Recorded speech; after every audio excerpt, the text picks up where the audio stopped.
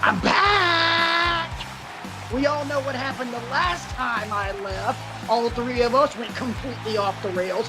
But just by looking at RJ's face, who clearly does not want to be here tonight, we ain't going off not all of us are going off the rails tonight at least. However, you are right smack dab in the middle of yet another episode of Wrestling with Egos. However you may be listening to us, whether it's on listening or watching, rather, whether it's on anchor.com for our podcast version, YouTube, where you can see all three of our glorious faces, Intergalactic Radio, the back of some bald guy's head, some subdivision of AEW, which should put a smile on RJ's face. There you go. Thanks for making us a part of your SummerSlam / Takeover Toronto weekend. Man, we got a lot to talk about. My name is Patrick. You can call me the Reverend of the Rant. You can call me the Pastor of Pissed Off. You can call me the Sultan of Swearing. Whatever. I've got 1,000 different nicknames. And I am joined, as always, by my boy Brian, the professor, the teacher, our instructor, our intellectual savior, and of course, for those of you joining us on YouTube, the man with all the Funko Pops, the man worshiping at the altar of Kenny Omega with the IWGP Heavyweight Championship just above his head, wearing the American Nightmare t-shirt. He is the AEW apologist. More importantly, he is the AEW assassin. You got to get that throat slash in. We got to start working that in there, brother. When I say the word assassin, you just got to be the Jay White one. Oh, yeah. Just got to rip that crap, man. Our buddy RJ. Guys, how's it going? I mean, are we ready for some wrestling? Well, Brian, you don't really have a lot going on the rest of the week, so I'll ask you, as far as like the sports world, are you ready for some wrestling this weekend? I am ready for some wrestling this weekend. I'm ready for as much wrestling as I'll be able to get my eyes on.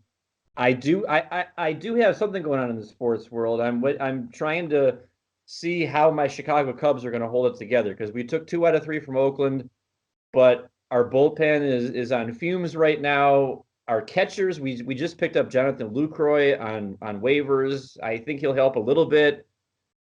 I don't know how we have a 1.5 game lead in the NL Central right now, but yes, to answer your question, I am ready for some wrestling this weekend. I want to thank, You have a 1.5 game lead in the Central because the Atlanta Braves kicked the living hell out of Milwaukee. Thank you.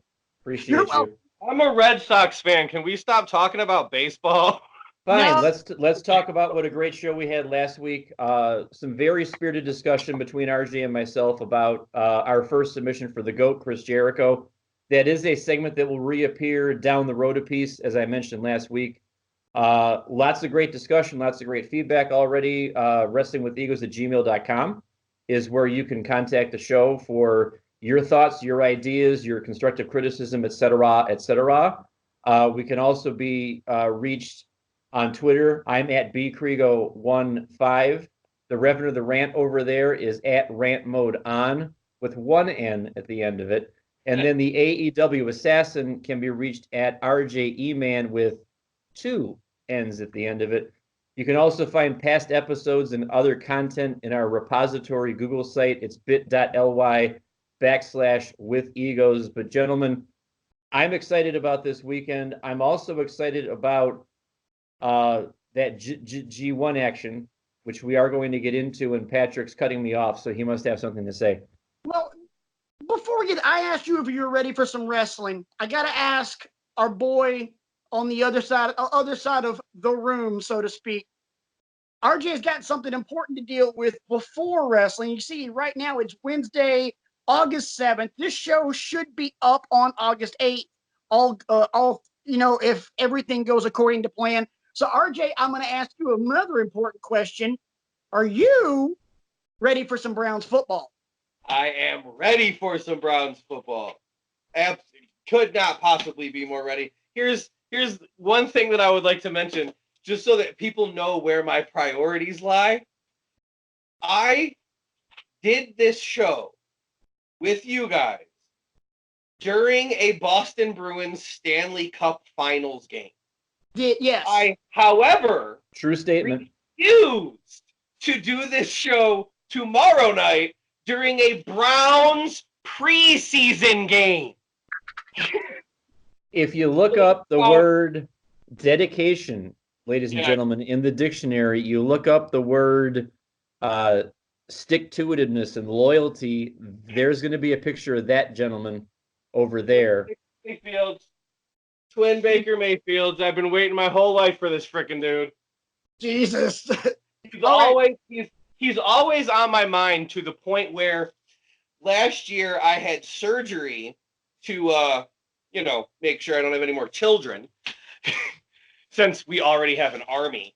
And while I was waking back up, I vaguely remember this, but have been told the story by everybody that was there. As I'm still waking up, I have 3 little kids who like to listen to that Baby Shark song all the time. You know how it goes, Baby Shark. You don't need to sing it.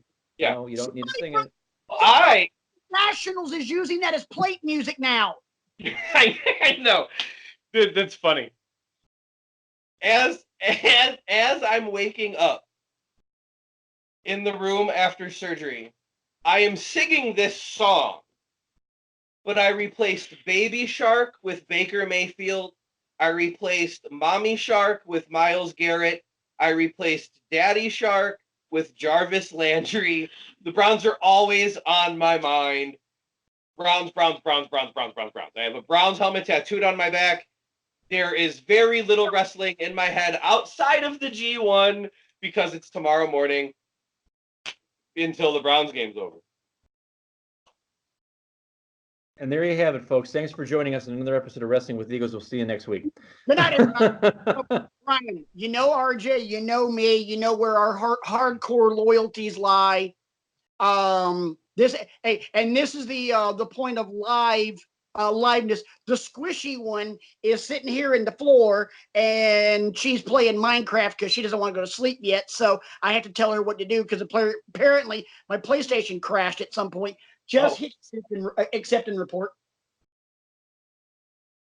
There you go. Yeah. So yeah, live TV. So Brian, accepting and reporting from the floor is the squishy one. Yes. So, you know how hardcore I am about things. You know how hardcore RJ is about the Browns. So who's more hardcore, RJ about the Browns or me about Auburn football? There is no incorrect opinion. I'm gonna have to go with RJ on this one because I know about the body art. I know about what I was RJ's, and I know you've been with him, through thick and thin. Also, I know you've been with Auburn thick and thin, but RJ has been with the Browns since before '99. So it's not like this is a last couple years thing just because they started getting some run on the talk shows and stuff like that. This has been decades in the making. I have 2 pieces of evidence to back you up here. One, I have a Browns helmet tattooed on my back, so that's pretty hardcore. And even though I don't have anybody to back it up living anymore, and I just realized that live TV, right? I just realized that as I'm saying it. In my baby book, it's listed that my first words were Bo Bounds during a Browns game. Nice. No cross-checking needed. That's good stuff right there. Nice. Well, enough about our love of football because it's coming like the Wyatt family was many years ago. It's coming like the Fiend is coming this weekend. Thank God. Let's go ahead and get into something else that we all love, wrestling. And I believe, as Brian likes to call it, that G1. I'm going to start it with just one simple thing, boys and girls. Holy crap! Okada's still undefeated. He And lost? this is He lost on Sunday or Saturday. to Tanaka. Sonata. Tanada. Not the Yeah. pitches for the Yankees. I'm sorry.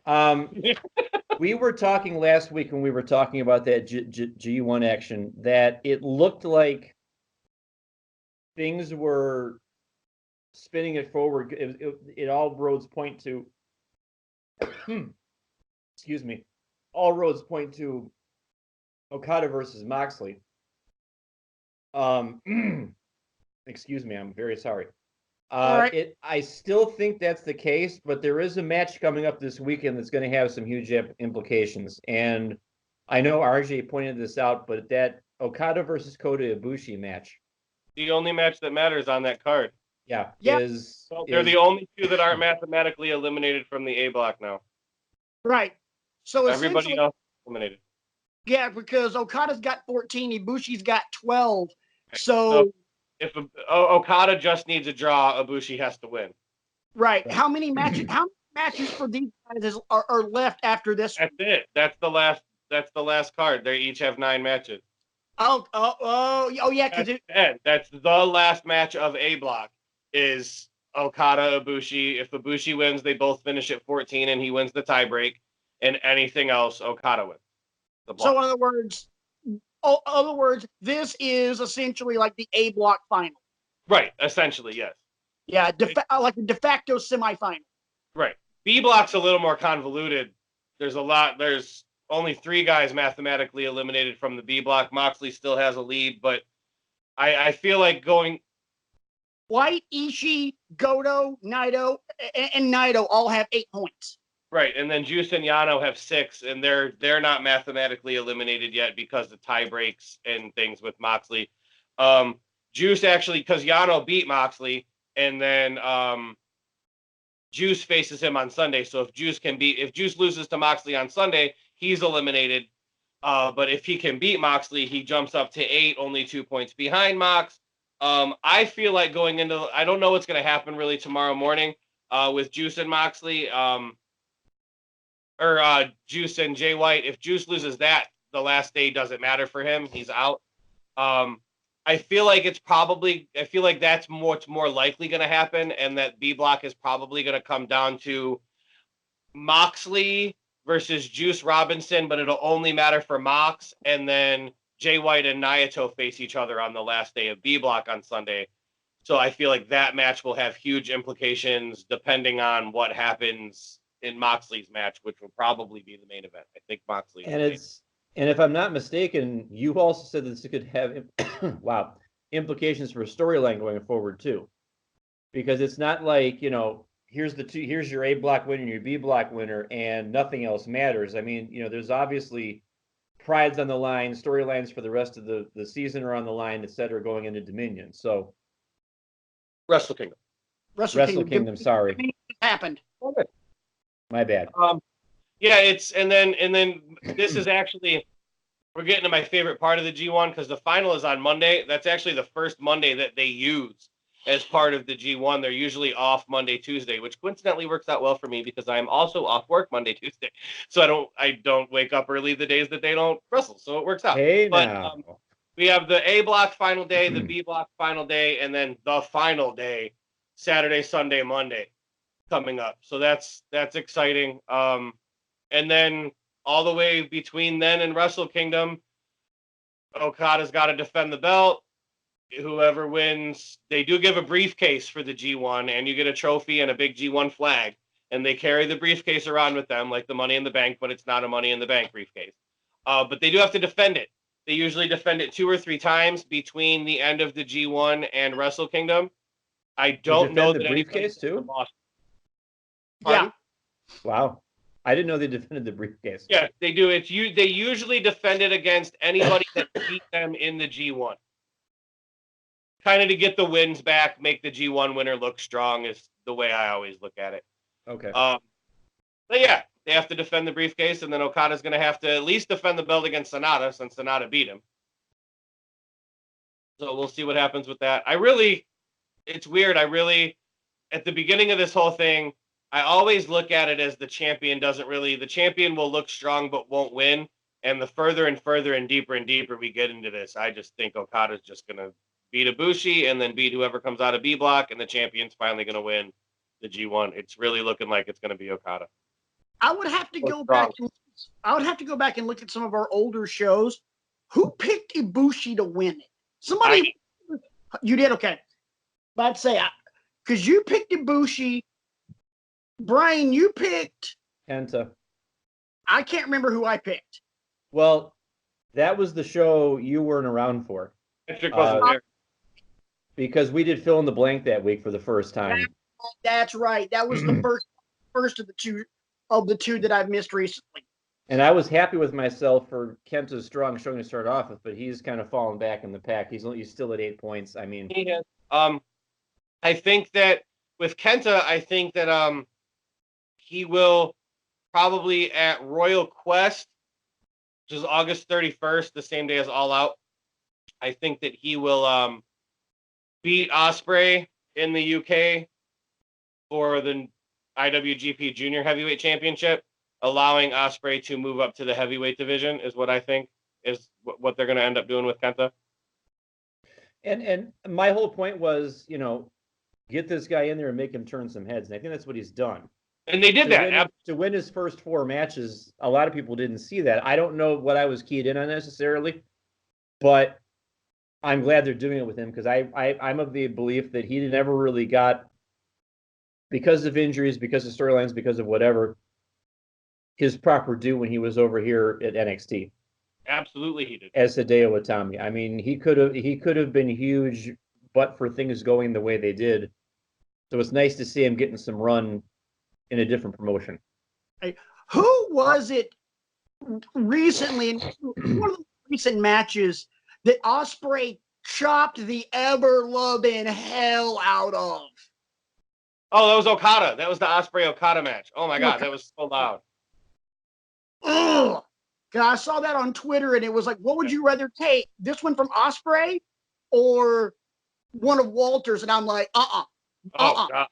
I'm like, we're talking 7 figures no matter what. Yeah. If it's Walter, it's going to be 8 figures. I would take the one that Ospreay laid on Okada for at least $1 million. But anything from Walter can at least we're not talking unless it's at least $10 million. I agree. I agree. Walter's not ever allowed to touch me. God, that is a scary human being. I gotta be honest, I have really, really enjoyed following at least some of G1. I haven't been able to be as in depth with it as you have with a lot of different circumstances, and I really, from the bottom of my heart, appreciate you guys taking the show last week while my family was dealing with the loss of a loved one, as you guys probably saw at the beginning of last week's show. We're happy to do it.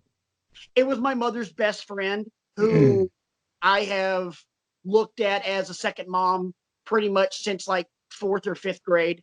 So it was like losing a mom, and it sucked. And I appreciate you guys, and I appreciate some of our watchers and our listeners who have given me a nice little shout out that they were thinking about me and my family and my mom's best friend's family. So thank you guys for your thoughts. Thank you guys for your positive vibes and your prayers.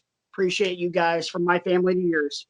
But I have really enjoyed seeing it, and I've really enjoyed kind of getting a different perspective because I was able to watch the Jay White and Moxley match from a couple days ago. God, that was good.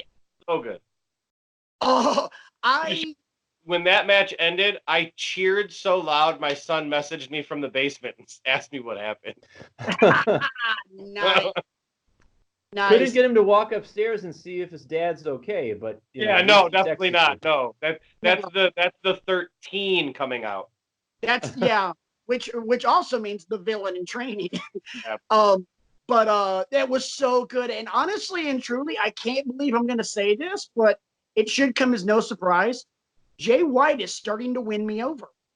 I wasn't a fan at first, but I'm like, and honestly and truly, I was the same way with Omega. I was just like, okay, cool. He does cool moves. And then I'm more and more I watched Omega. I'm like, oh crap, this guy's good. But of course you're gonna say that, RJ. You had a massive boner for all things Kenny Omega. You and Jay White. But yeah. You don't that much. But yeah, Jay White is by far my favorite guy in Japan now. Yeah, but I was just like, oh my God, I did not realize just how freaking good this guy was. I'm also loving. We've been on this show, and I can't remember if this was before or after you joined us, RJ. I went off on the fact that I thought Dean Ambrose was one of the most overrated guys in wrestling. I still hold on to that claim. Jon Moxley, on the other hand, oh my God. Where in blue hell was this guy? Obviously confined to what he had to work with. Oh my God, he's so much better. And I take back everything I said about him being overrated. Oh my God. And one thing that I've really appreciated from Moxley in the G1 is that a lot of people think of when Jon Moxley, not Dean Ambrose, but Jon Moxley in particular, as the purveyor of violence guy. He's the thumbtack tables guy, and he's done a lot of that during the G1, but he's also done a lot of wrestling and storytelling in this G1, and I think that's fantastic that he's been able to show how creative he is without all the weapons. Yeah, and that promo recently that he cut, that was just the most nonsensical, insane thing ever. It was a promo he cut backstage with his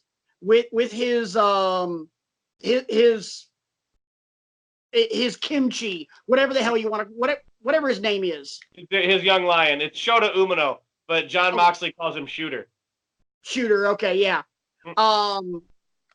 He cut a promo recently, and I cannot remember what he said, but it was just like Moxley just nonsensically ranting about something. I'm like, this is freaking brilliant. It's crazy. You should look it up on if you still have my New Japan stuff, and even they do it on the English language YouTube. After every match, the guys go and do backstage comments, and that's how they always do their promos. And Moxley's are always amazing. Every one that he's done after his G1 matches are just so entertaining. Yeah, might be. So I recommend going back and watching them.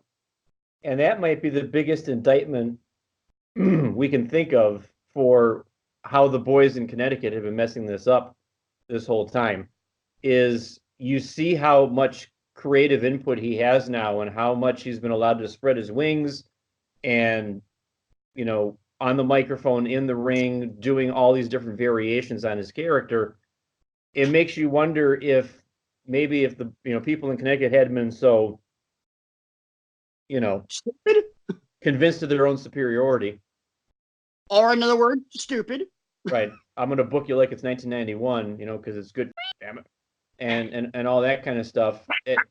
They're starting to realize. I think they do realize now what a commodity they let walk, basically, with him. So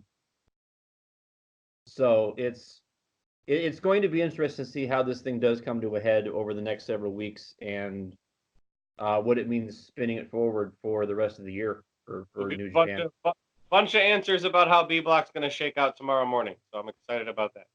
Yeah, I may have to wake up and actually watch that one. That'll definitely be fun, boys. Before we get into talking about this coming weekend's wrestling action with all things WWE, because it is SummerSlam weekend, which also means it's Takeover weekend. Thank you, Jesus. Let's go ahead and we got some catching up we got to do, don't we, Brian? Yes, we do. It is, I put it off long enough. It's time to turn in that homework, ladies and gents.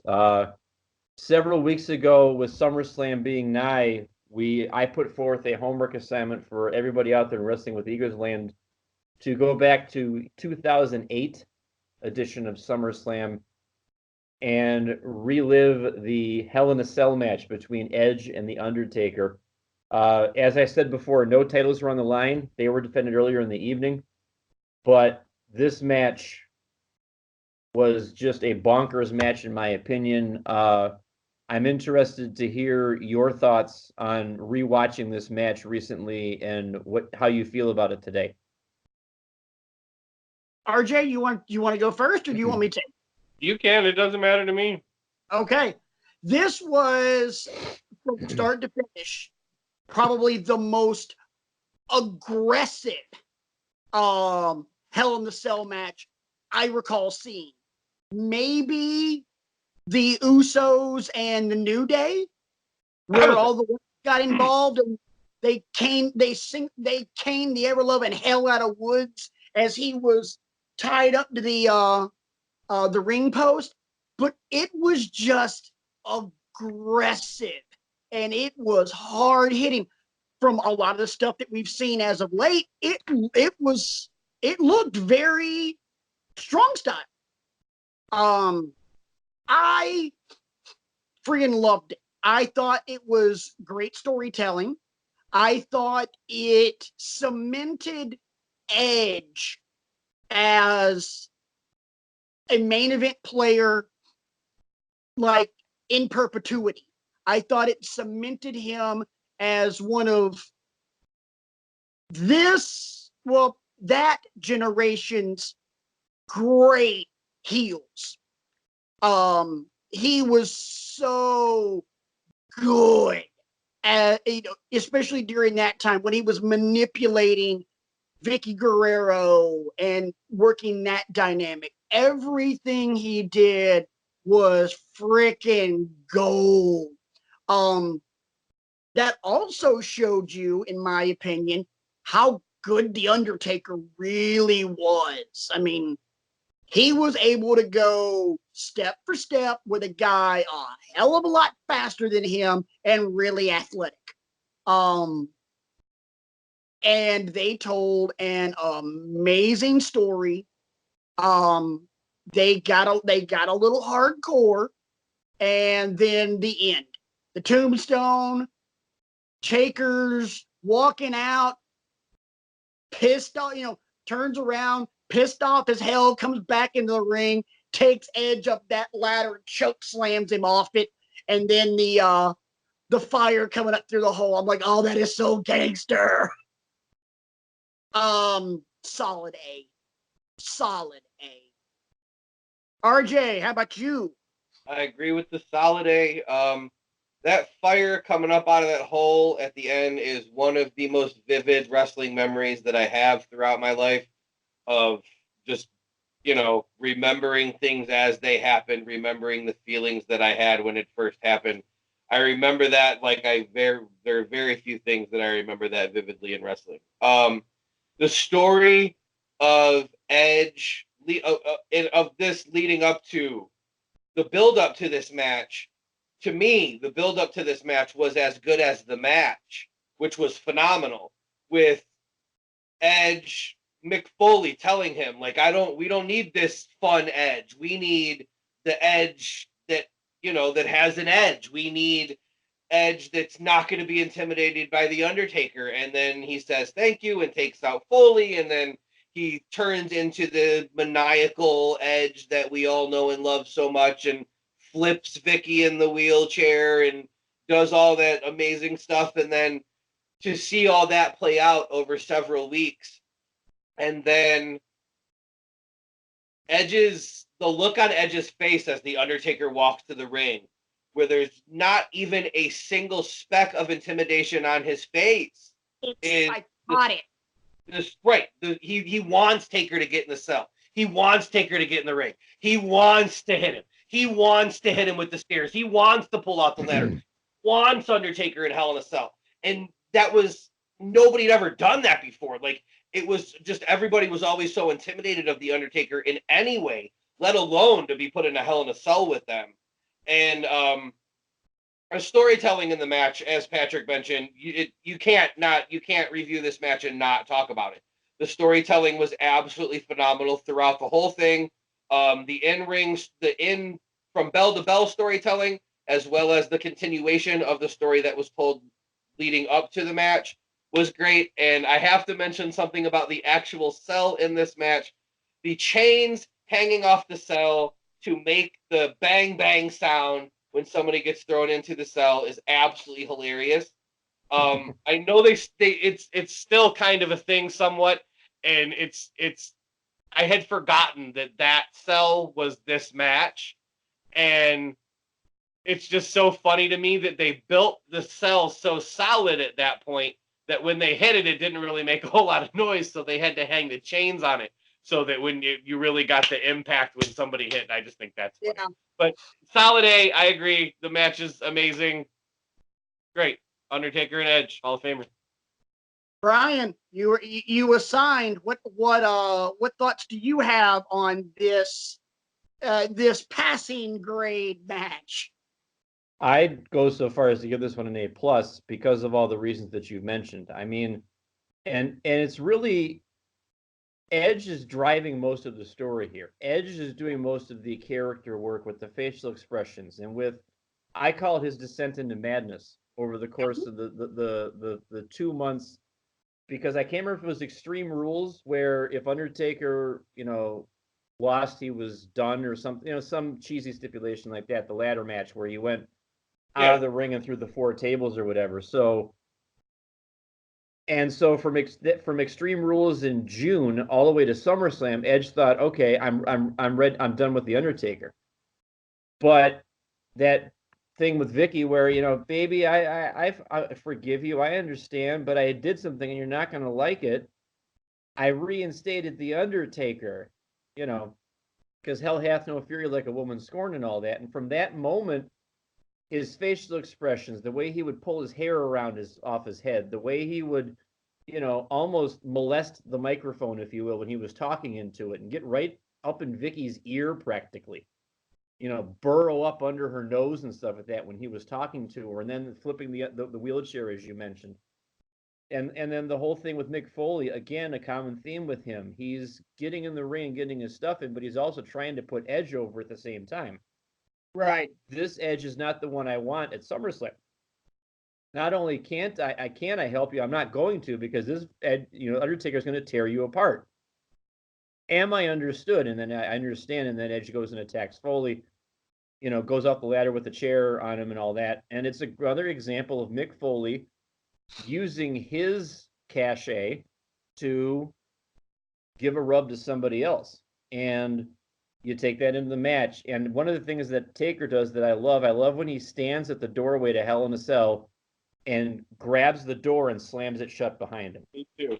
Yeah. Because that means, means it's time to, dig some holes and take some souls, basically. And the whole thing. But the table spot that finished off the match itself before Edge was chokeslammed through, it looked sickening. That the angle at which Edge went through those tables, I don't wish that on anybody. I don't understand how he got up and walked for to get in the ring. It just I remember being exhausted after that match when it actually happened in 2008, just thinking, geez, how are they the stamina and energy level that they have. So it's an A+ for me.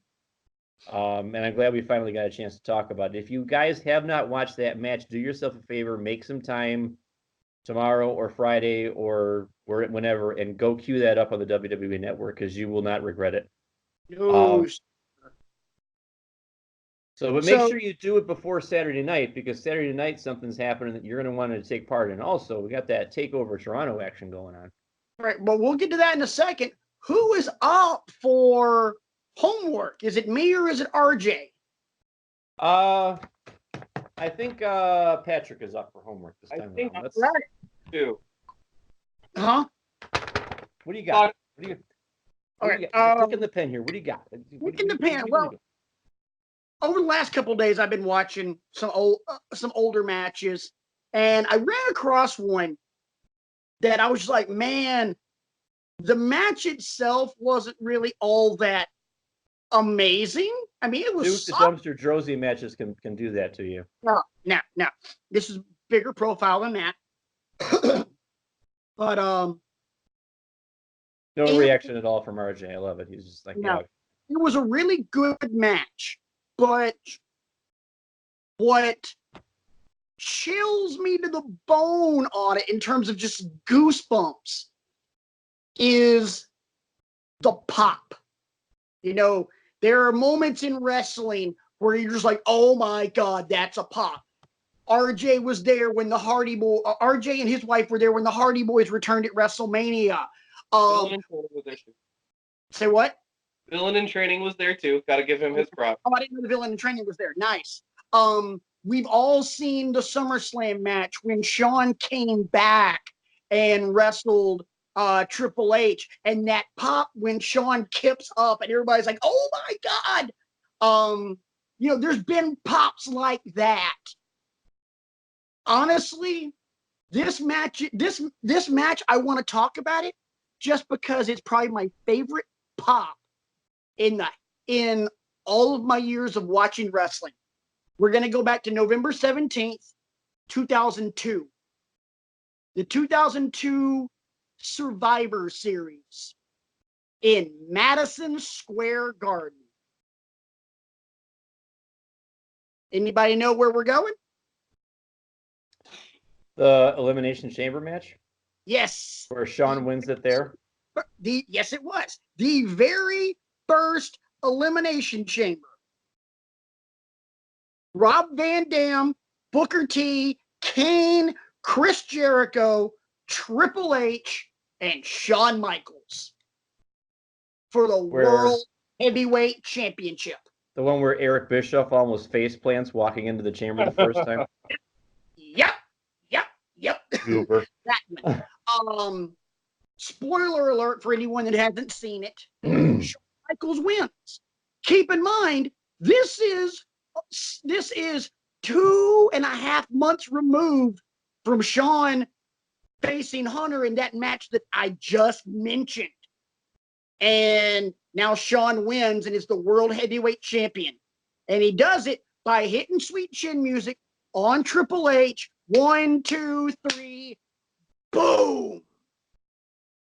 That pop, I can still watch it and it's one of those things in sports that no matter how many times I watch it, it still gives me the good feels. It's RJ, you're a Bruins fan, but you can at least appreciate this. The Colorado Avalanche winning the Stanley Cup and Joe Sakic handing the Stanley Cup to Ray Bork. It's, little, homerism here. It's Chris Davis taking it back 109 yards at the end of an Iron Bowl to beat Alabama. That is the only Auburn-Alabama game I can tell you where I was when it happened. Where were you? We were getting ready to have a not on Thanksgiving type dinner because of my work schedule, and we were all just sitting around in the living room of the place where we used to live. And I will never forget that return as long as I live. Neither will I. Neither will I. Yeah. Several friends of mine called me to make sure I was alive. A little while later, because Brian's smoother than that, he called me. He was like, just making sure you're still with us. I'm like, oh man, I'm good. I'm like, I'm good. Have you been drinking? No. Yeah. Of course. I'm like, of course. But yeah, this is that kind of pop. It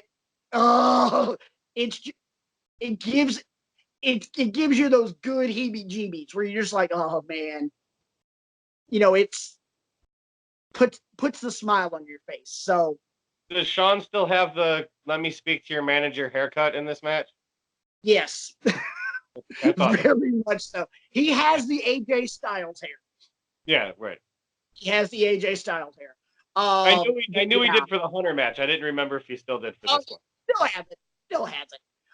But yeah, that's the match I want to go with. That's the match I want to talk about because something else happens at that match, and you're just like, oh.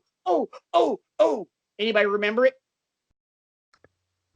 Two things happened at that match where it was like, because Triple H needed trachea surgery after this match. Yeah, damn near killed it. And is this also the one where Jericho winds up with like a knot on his head or something like that from a kendo stick? No, I Or don't is think that another one? That probably isn't that match. Wasn't this match, but I don't remember. But yeah, that happened somewhere or other. But I can't remember. But that's the match we're gonna go with because oh man, that was so good. It was so good.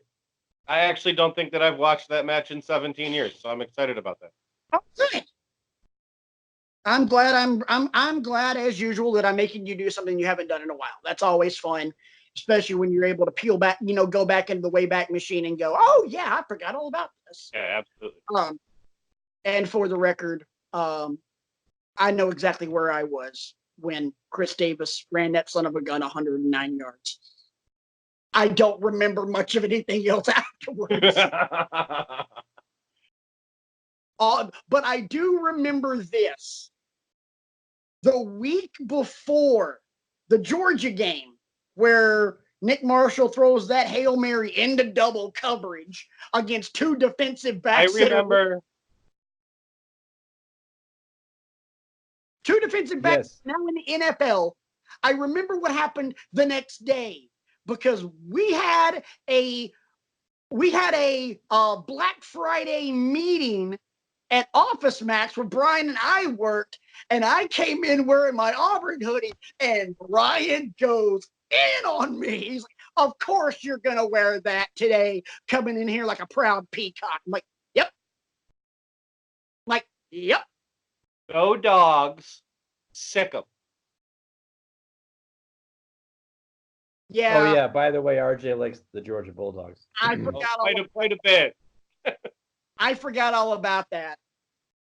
Yeah. Hey, no, trust me, it's one of the greatest rivalries, one of the oldest and greatest rivalries in college football. I love it. I have plenty of good and bad memories about the Auburn-Georgia rivalry, and I will tell you very quickly my favorite. And it didn't end well for the Orange and Blue.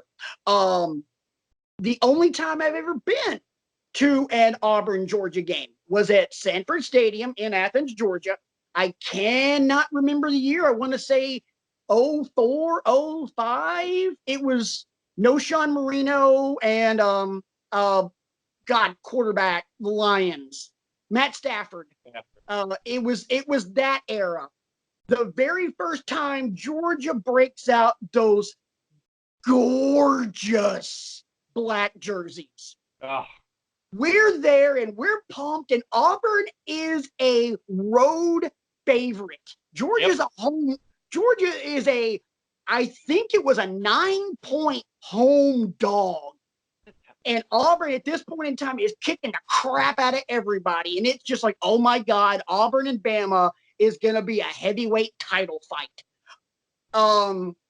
We're Auburn fans are pumped. I'm in a section with a couple of friends of mine, and we're surrounded by orange and blue. And we see across the field, the cheerleaders stack up and they pull up the red banner with the big stylized G, and the team runs through it. Cool. That's what they always do. They pull that thing up, and then the band starts playing the opening notes from the Rolling Stones' Paint It Black. They dropped that banner. People pulled it away. They pulled up another one. It was black. And then the team comes running out in those black jerseys. And I looked at my buddy Caleb and went, we are we lost by 20. Yeah.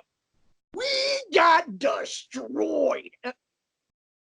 That is the one thing I will always remember about the Auburn-Georgia rivalry. I will remember that more than Nick Marshall throwing into double coverage and Ricardo Lewis coming down with that at the prayer at Jordan Hare. the blackout game just it's just one of those abusive nights where you just there's so much trauma that there's no amount of therapy that can save you from it. those black those black jerseys were sexy as hell. Yeah. Oh, unbelievably good. Absolutely. We're turning this into a little bit of audibly offensive radio here, boys and girls. Second favorite alternate jersey in all of sports. The other one being my favorite one being the San Diego Chargers powder blue. Oh, if that's not your favorite, you're not paying attention. No, those are just gorgeous. They're beautiful. And there's so many people say, well, I don't understand why the Chargers don't wear that all the time because they're so pretty, but like that's why they don't wear them all the time. So they don't get played out.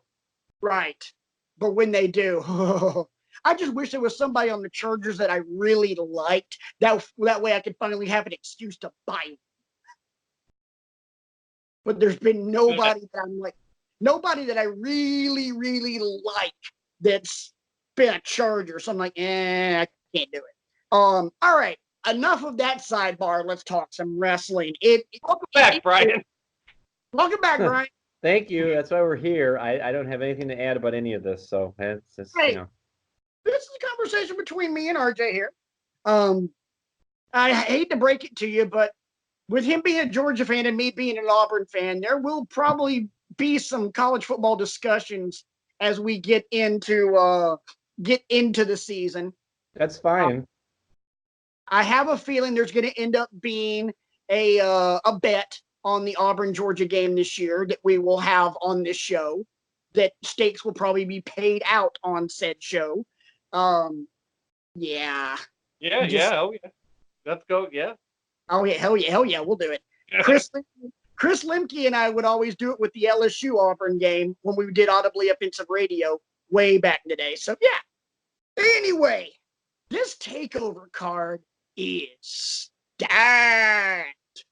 This is going to be a good one. Quick trivia. Did you know that this is going to be the very first takeover card in the 27 of them that they've done, this one being number 27, that a married couple on the NXT roster is actually appearing?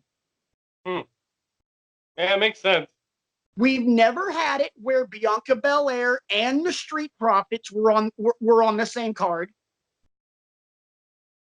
For those of you that don't know, Montez Ford is Bianca Belair's husband.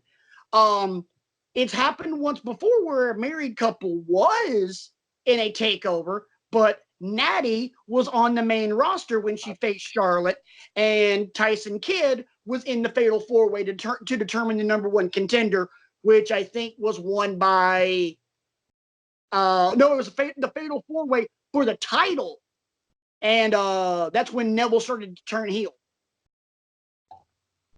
Because I want to say it was Neville, Kidd, Breeze, and Balor.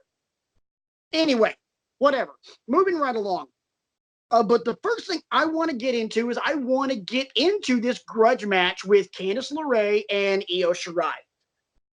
First off, Io Shirai's heel music is banging. Love it. And Candice LeRae can wrestle with anybody. I think she's one of the absolute best women's wrestlers on the planet. I think she's so immensely talented. It's gonna be good. They've told a great story going into it. What do you guys think? I'm actually interested to see this because I'm interested to see how they kind of pull off.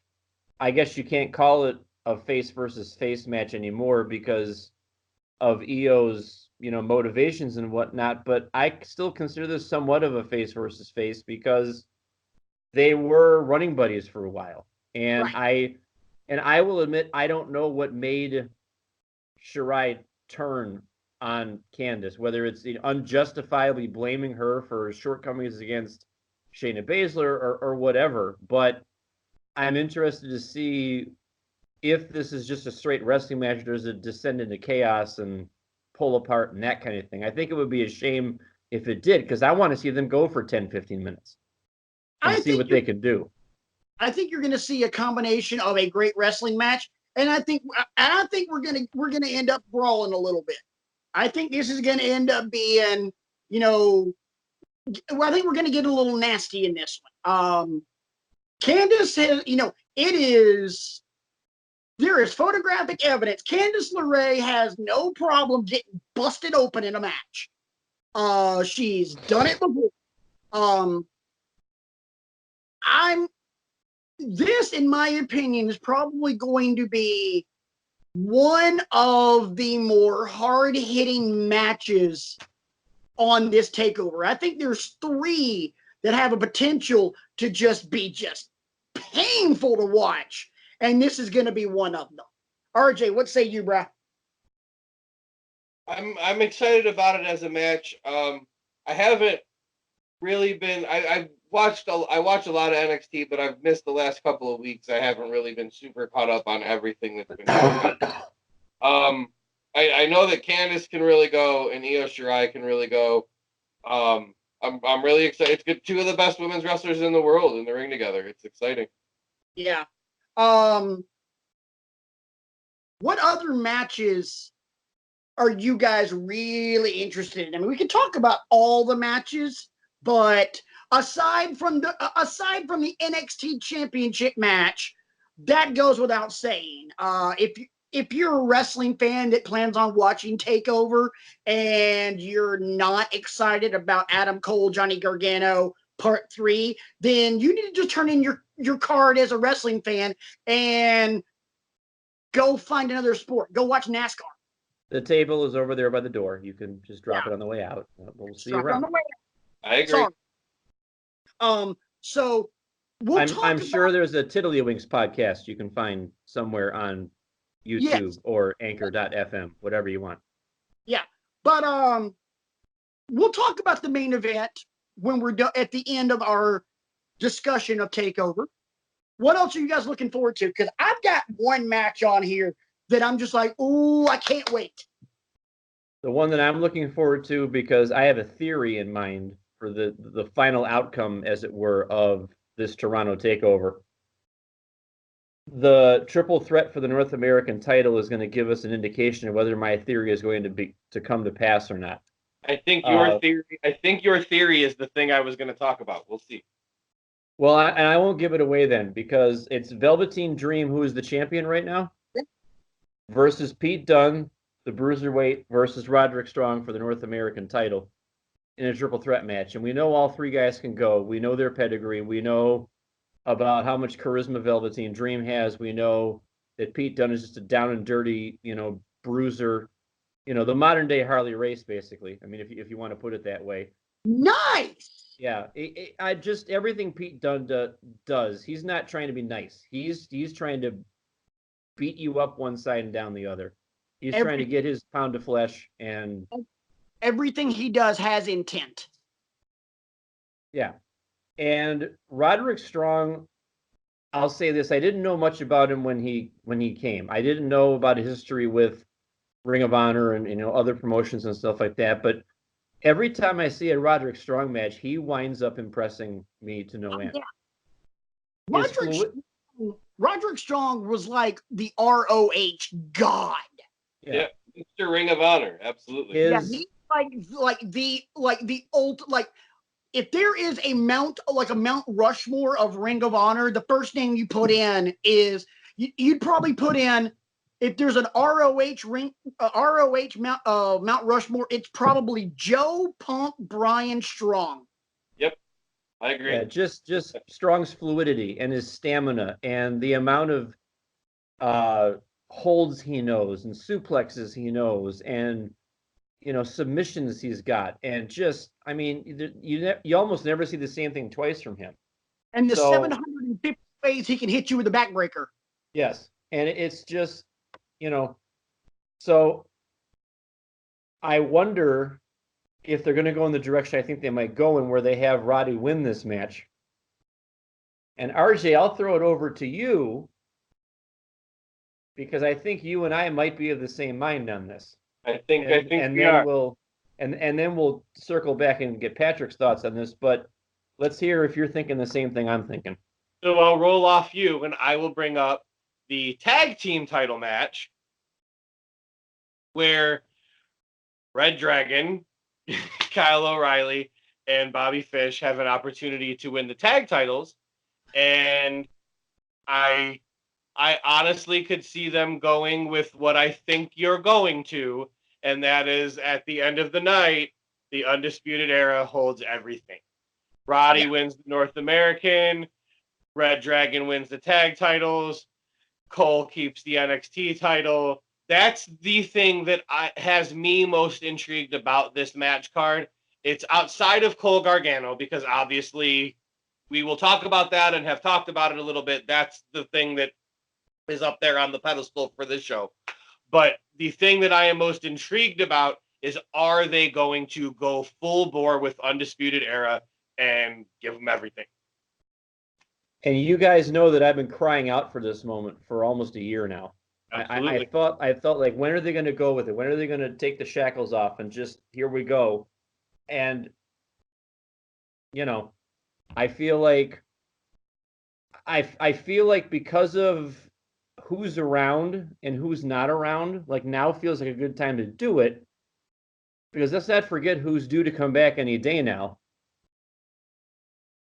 Tommaso Ciampa. That part, yeah. I'm wondering. Yeah, let's hear your theory, Patrick, because I'm wondering, do you just let him loose and go after, break them down one by one, or what do you do? Your thoughts? All right. First off, I'm in total agreement with you that I think Strong wins. I think Red Dragon wins. I think Cole wins. We'll talk about the main event in a little bit, because there's some questions I have about it. But here's some future storytelling. So, okay, we're done with TakeOver Toronto. We're going to the next takeover, which is Survivor Series weekend in LA. No, I don't think it's in LA. I can't remember where it is. It doesn't matter. They're taking it over. What have they been doing the last couple of years at Survivor Series as far as takeover? What's the main event? War Games. So, and which entity has been in War Games every year? The Undisputed Era. Right.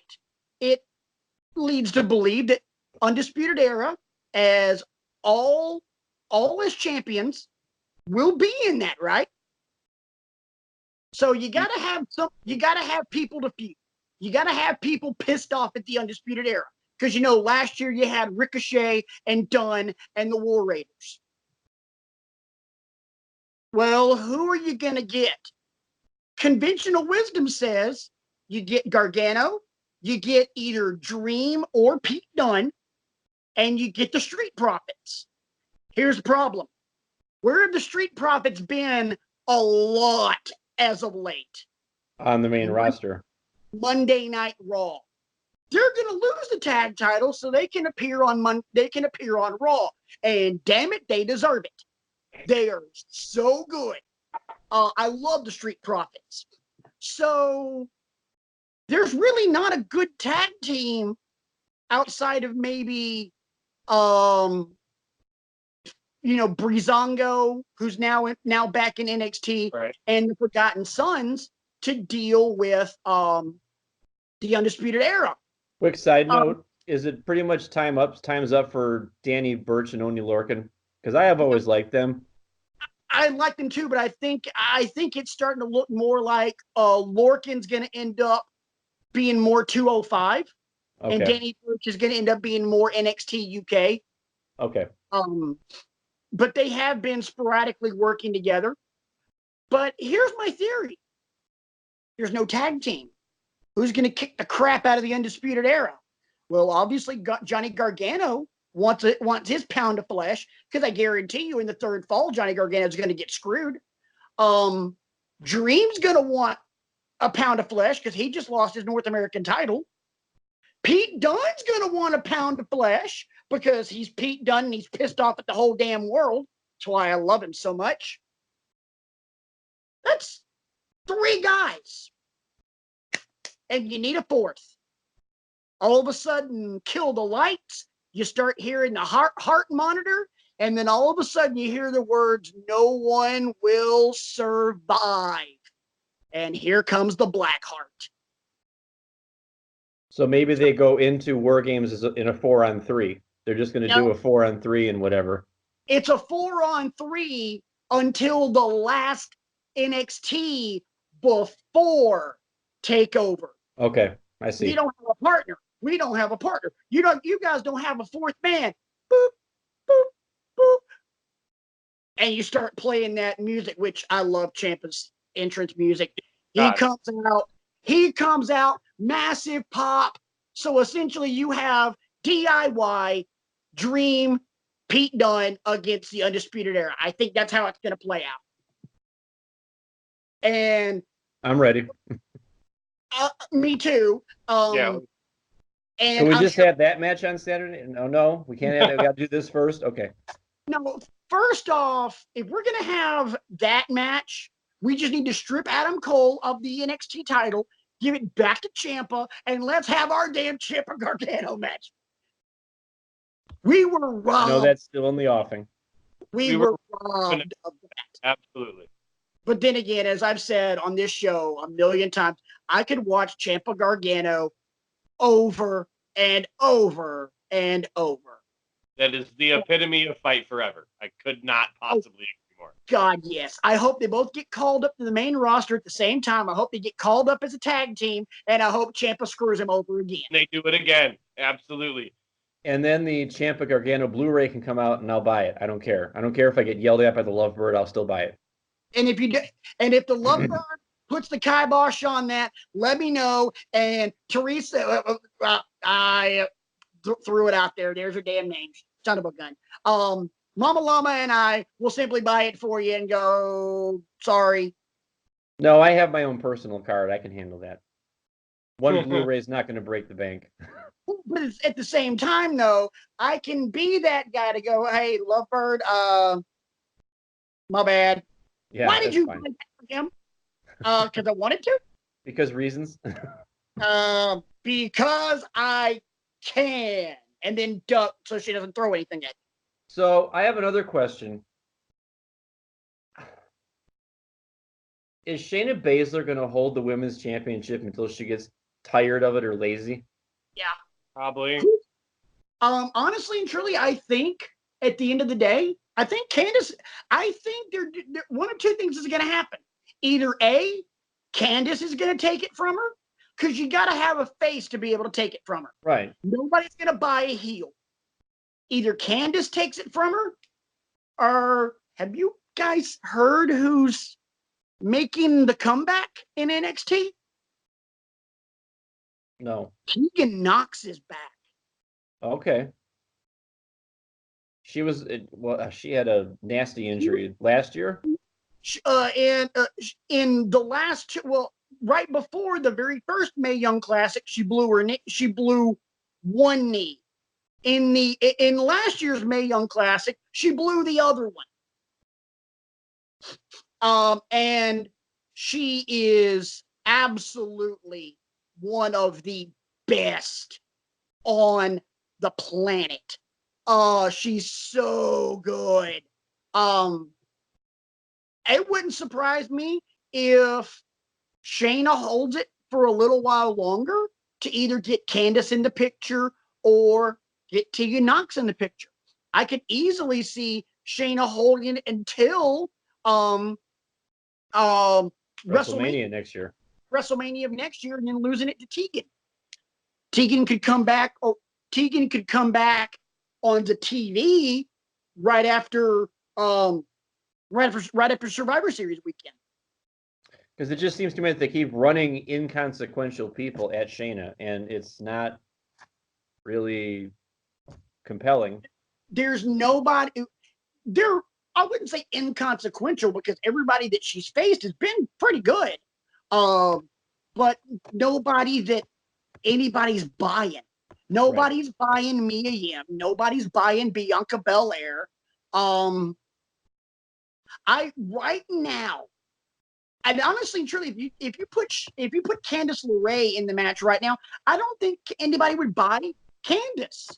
I think you need to build Candice up a little bit. I think honestly and truly, there are two women in the NXT brand that fans would pop for to see against Shayna Baszler. One of them, they're both in NXT UK. One of them's Rhea Ripley. The other one is the current NXT UK Women's Champion, Toni Storm. I think they're the only two that fans would give a flying crap about. That match with Rhea Ripley would be awesome. Oh, God, yes. First off, any match with Rhea Ripley's awesome. She's just an absolute animal. I love it. But I think those are the only two right now that are in the NXT brand that could be fun to watch. Maybe Piper Niven, because she's just I love Piper Niven too. She's just a terror. She wrestles like a heel, but she acts like a face. I agree. Absolutely. She's just fun and she's sarcastic, but she's a bad chick. And I don't care what anybody has to say. She is freaking gorgeous. Oh yeah. Absolutely gorgeous. Absolutely. And you know what? And that's kind of the misconception with some of these women's wrestlers that are a little bit on the big side. Oh, you're ugly. First off, I think two of the prettiest women in wrestling right now are Piper Niven and Jordynne Grace. And Jordynne Grace. Nia Jackson too. Nia Jackson. Huh? You could throw Nia Jackson there too. Nia Jackson's gorgeous. Yeah. But and Jordynne Grace. Don't get me started on Jordynne Grace, or my wife's gonna come over here and start throwing stuff at me. Yeah. I screamed, "I love you, Jordan," like a teenage girl at her at All In. I'm a huge fan of Jordynne Grace. Yeah. This just in, Patrick and Brian are going to finish the show while RJ deals with the domestic disturbance that just popped up. Breaking news: RJ soon to be victim of domestic violence. There's a graphic. RJ will be back in October if he's lucky for wrestling. He goes, you can join us then. He's on the IL. He's on the IL. Anyway, let's get into it. Let's get into the main event. I have one question for you. What's going to be the third fall? No idea. You know we're going to get a third fall. What's going to be the third fall? I got nothing. WWE hardly ever does this to me, but I got nothing. I have no idea.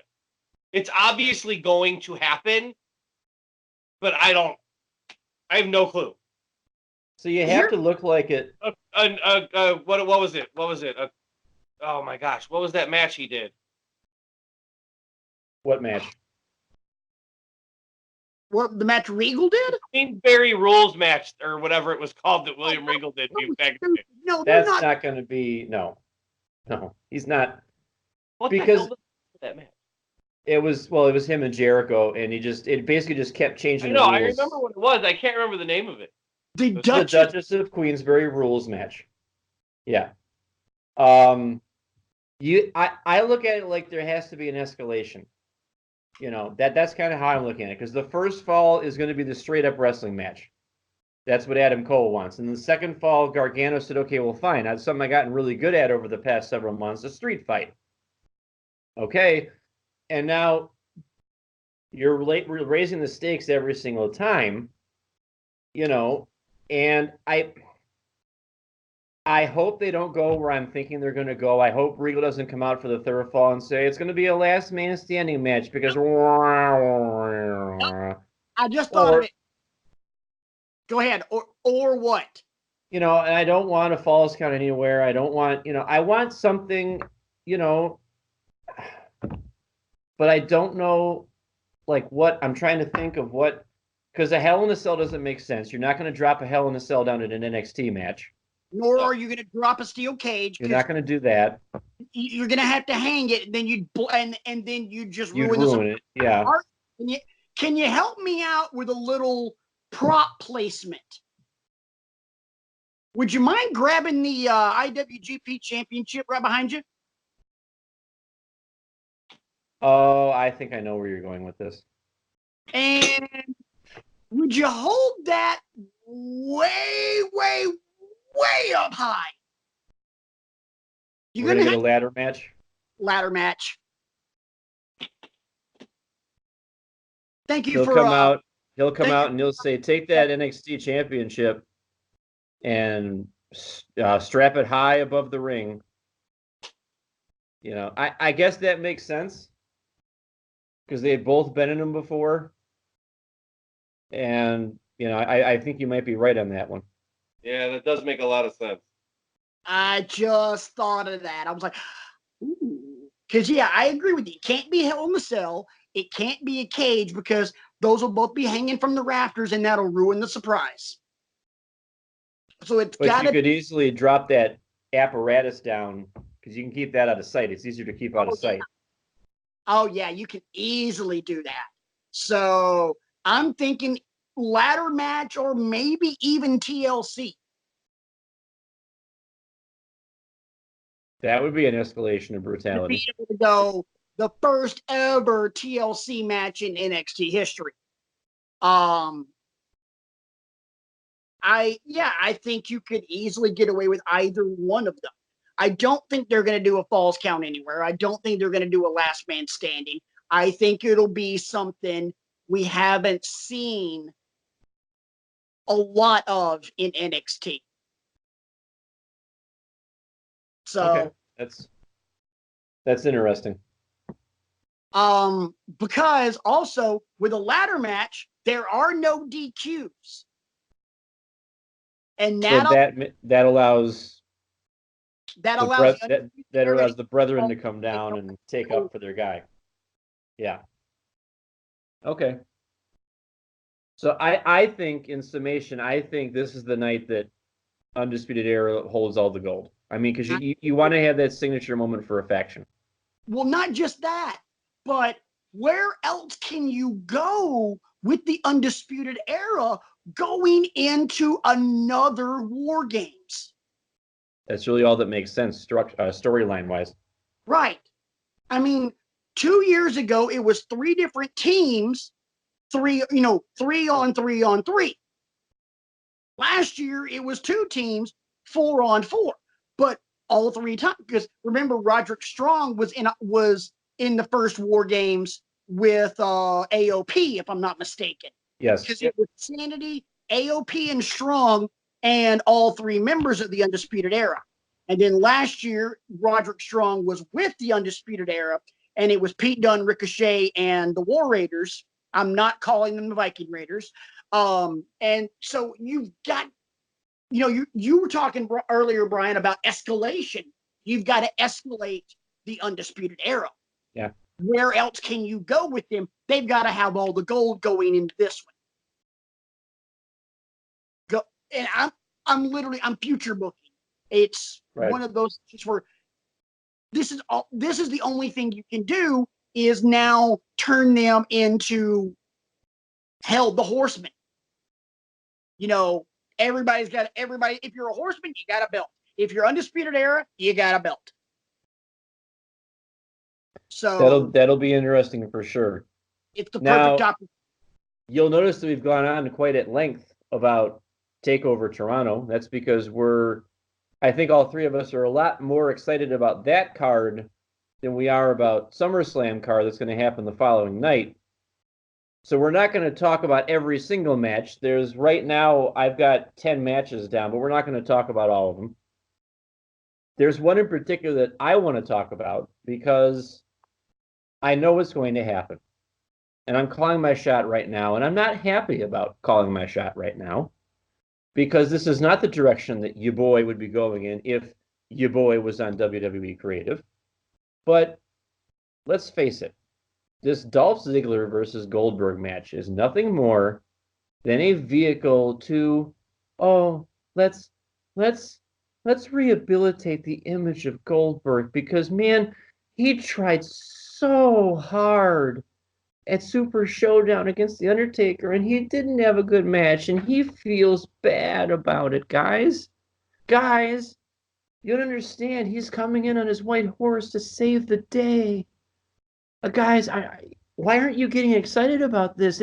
Guys, it's Goldberg. You love Goldberg.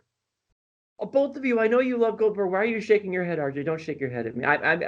I'm trying to see and how ridiculous I sound right now, and how nonplussed these two gentlemen on the screens are reacting to how ridiculous I sound right now is exactly how I feel. Right. I'm sick and tired of Dolph Ziggler being offered up as a sacrificial lamb to whatever superstar they're trying to prop up.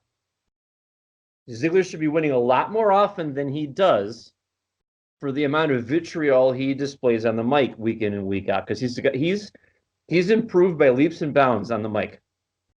But it's another Bray Wyatt situation where it comes off as just empty rhetoric because you're booked to lose every single time. And I'm sorry, but Goldberg is not at the point where he should be winning another match. Right. All right. Because show of hands, who cares about whether Goldberg wins another match or not? I don't have my hand up right now. Neither do either of you. Nope.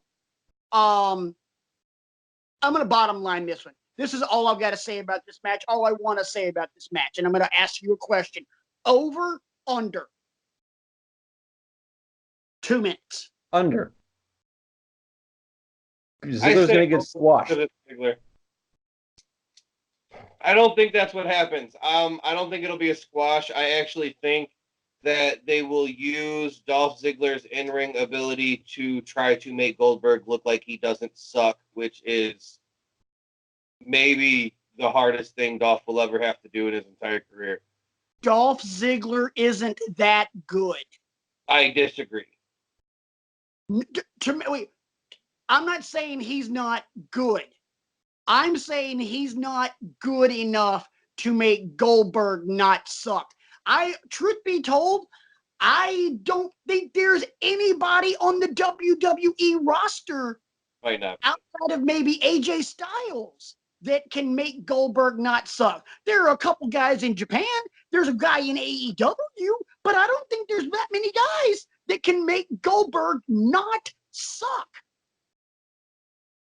Because the time for that is come and gone. I mean, it's Here's just another example of this company trying to resurrect 1997 all over again. Here's a list of people who have a match at SummerSlam. Just a short list. I'm just going to throw out a couple names. Trish Stratus has a match. Shane McMahon has a match. And Goldberg has a match. Roman Reigns doesn't have a match. Bobby Lashley doesn't have a match. Braun Strowman, Samoa Joe, The Revival, The New Day, Andrade, Shinsuke, Lacey Evans, The Usos, Aleister Black, and I will even say Baron Corbin don't have matches at SummerSlam. But Bill Goldberg does. Daniel Bryan doesn't have a match at SummerSlam. But Goldberg does. I'm throwing things. Intercontinental Champion does not have a match at SummerSlam. Think about how many amazing Intercontinental title matches we've seen over the history of SummerSlam. The one that stands out in my mind, Mr. Perfect Bret Hart. Bret Hart, British Bulldog. Yep. But more importantly, Shawn and Razor in a ladder match.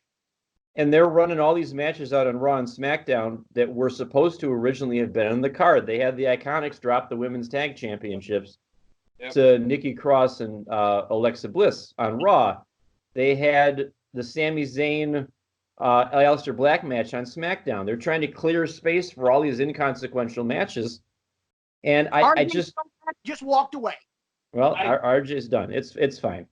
Goldberg made me start throwing things, so I had to my notes. Yeah, clean up after yourself, and it's fine.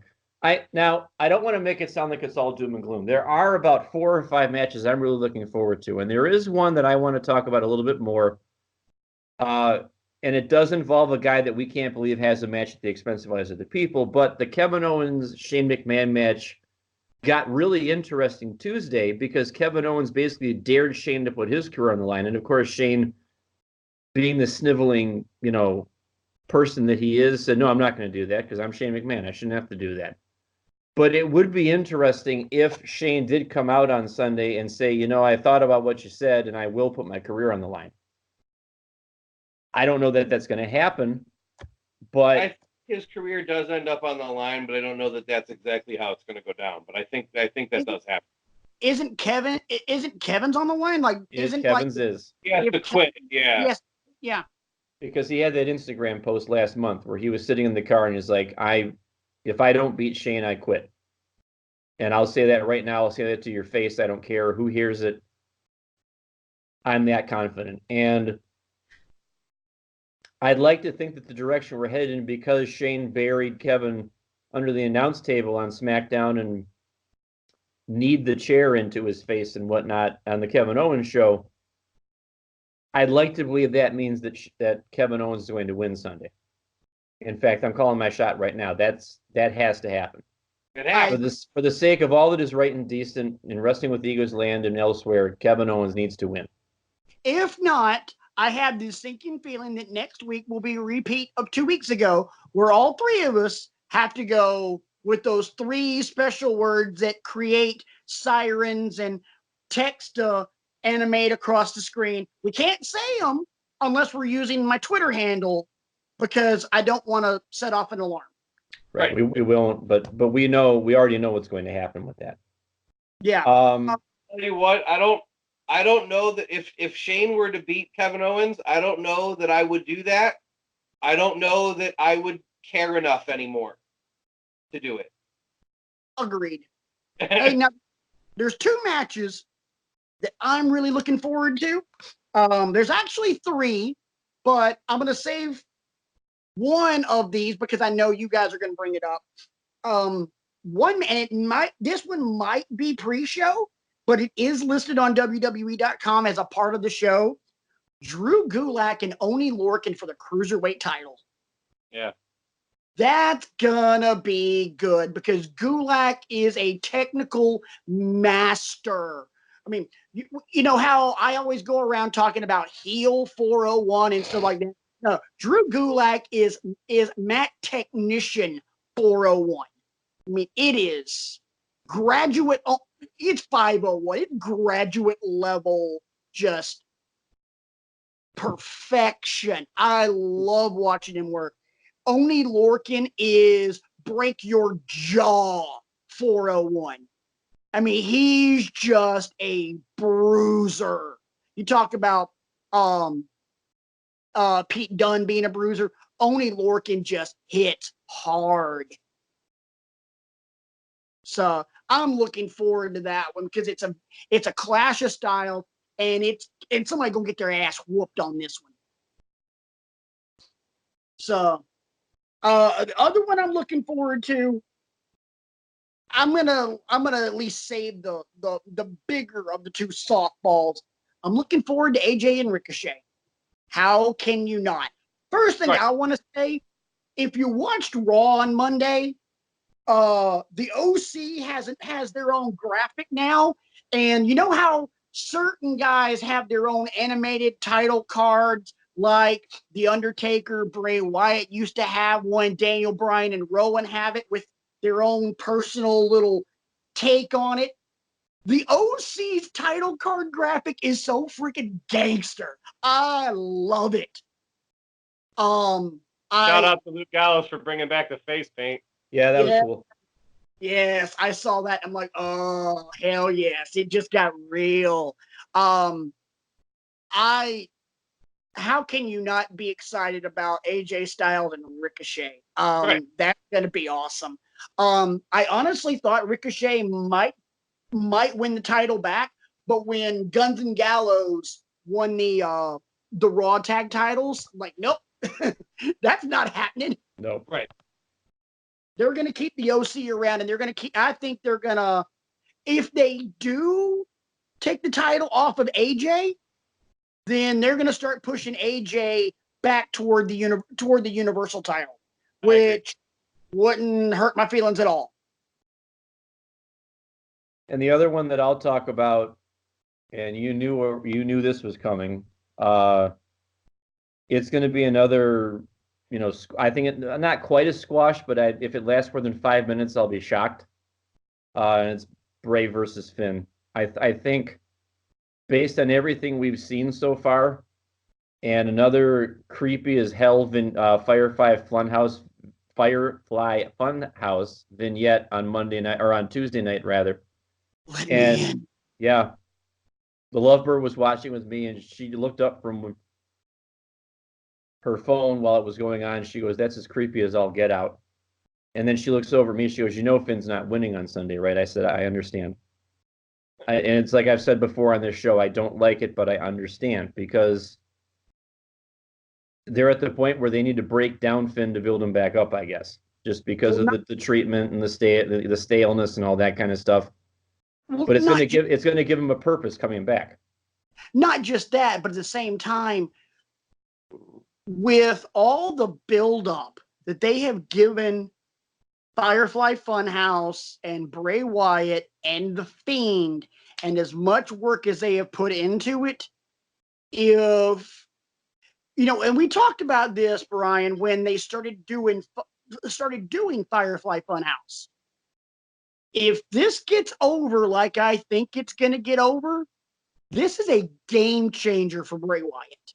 And I think we are on that precipice of seeing the sheer genius of Bray Wyatt in this manifestation of the Fiend. The one thing, if you had to ask me, what's one thing you're looking forward to for all of SummerSlam? It's the Fiend's entrance. Yeah. I want to see what they do. It's kind of like,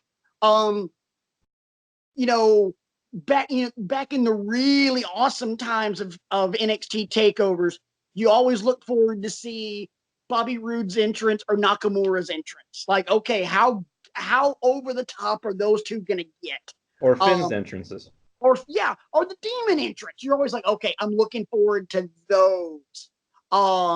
With this one, with SummerSlam, I'm looking forward to Bray's, to see how they bring the Fiend to the ring.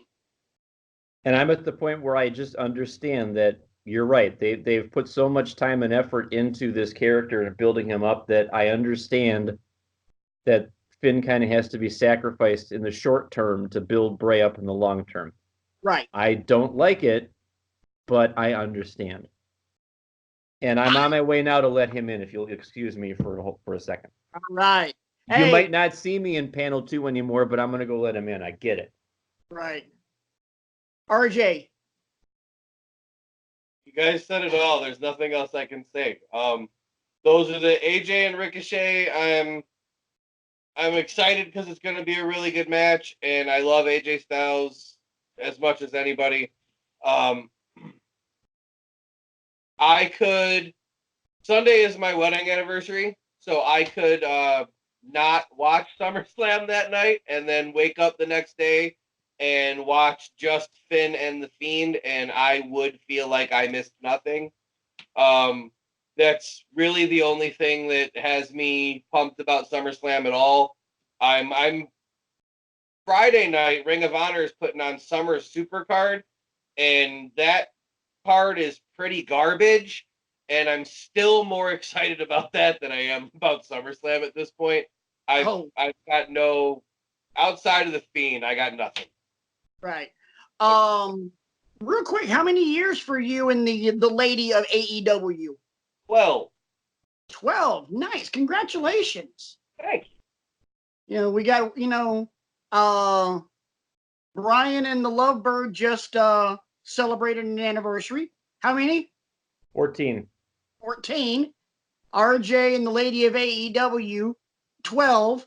And in 32 days, I'm getting married. So yeah, it's all wedding bliss here on Wrestling with Egos. Mazel tov. Yeah, I am seriously trying to talk Mama Bear into letting me do a at least pop in for the show that week live from Las Vegas. Like, can I at least go on for 5 minutes in front of the fountains of the Bellagio? Come on, how Oh gangster! Lord! Do it. That was. I waited Breaking news from Las Vegas. We stood there for an hour when we went in May. I had been wanting to go to those fountains my entire life. We stood there for an hour and just watched it go off over and over and over. Me too. I am so looking forward to it. And as we get closer to time, I'm gonna have to call you just say, hey, is there anything I need to know, like food? Because you know me. I got if I'm going to a place like Vegas, your boy's got to eat. Yeah. Oh yeah. Not just eat, but eat some good food. I've literally been, Facebook, putting the stuff into a Facebook thread for people in Vegas. I'm trying to find good barbecue.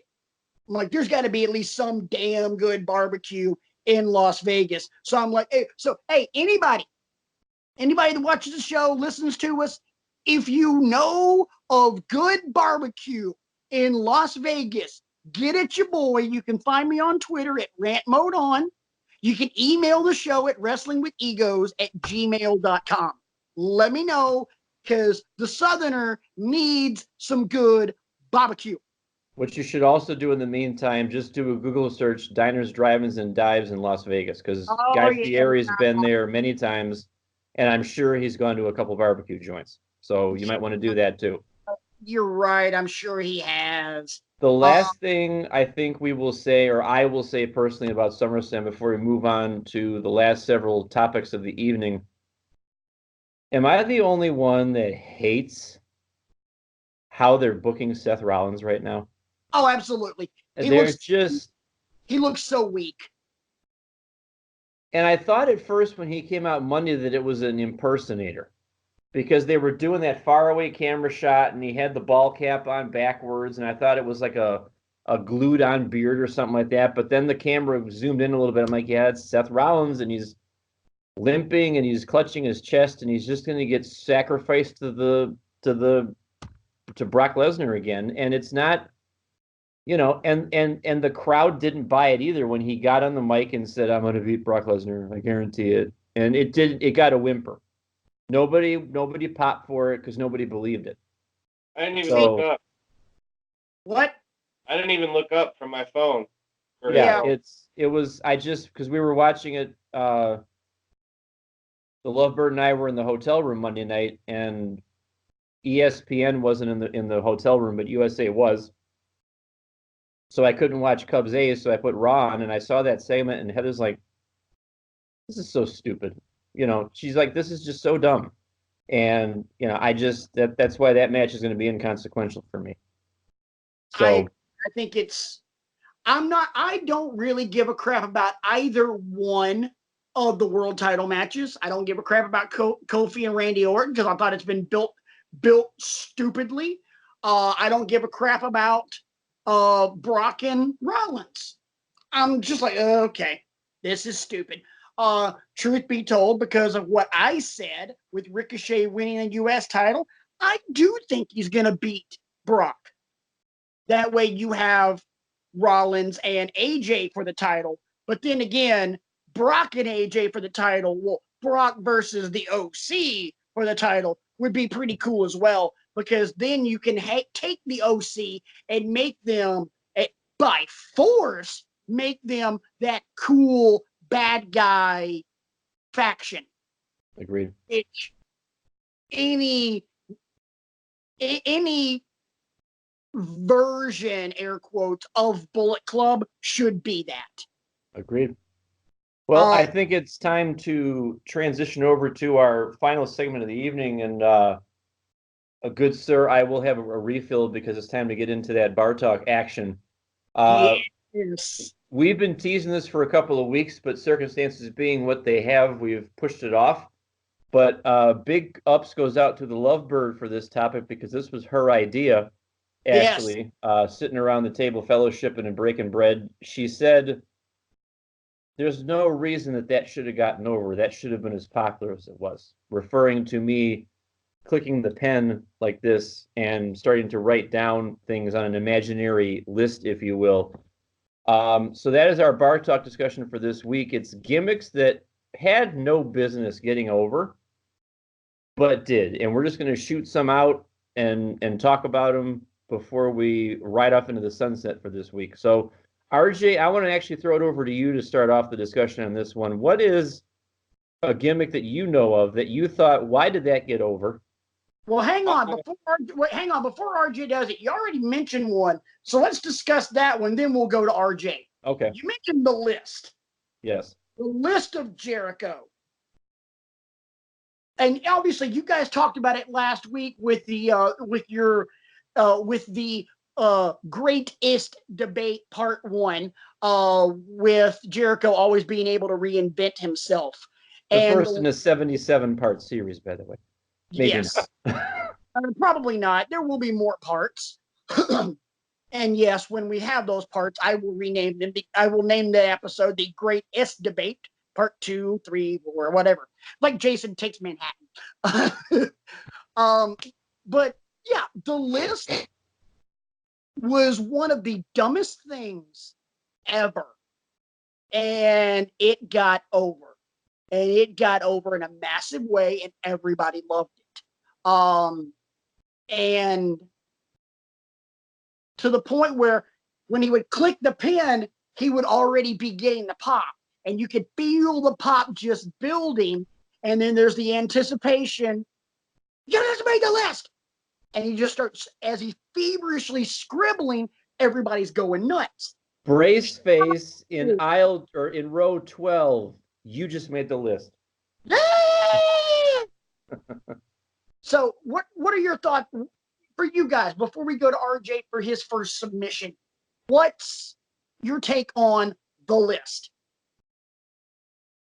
If I may, RJ, it was something that he went back to repeatedly. It wasn't just a one thing, and I didn't get a reaction there. Because when he came out the first one, he came out when there was a whole bunch of tag teams in the ring. Enzo and Cass were in the ring, and the Revival were in the ring, and there were like maybe 3 or 4. New Day might have been in the ring and something like that. And he's got a beat up clipboard that has the fingerprints on the back of it, and parts of it are broken. And he's got the papers all cattywampus on the thing, and he's got a pen that barely works.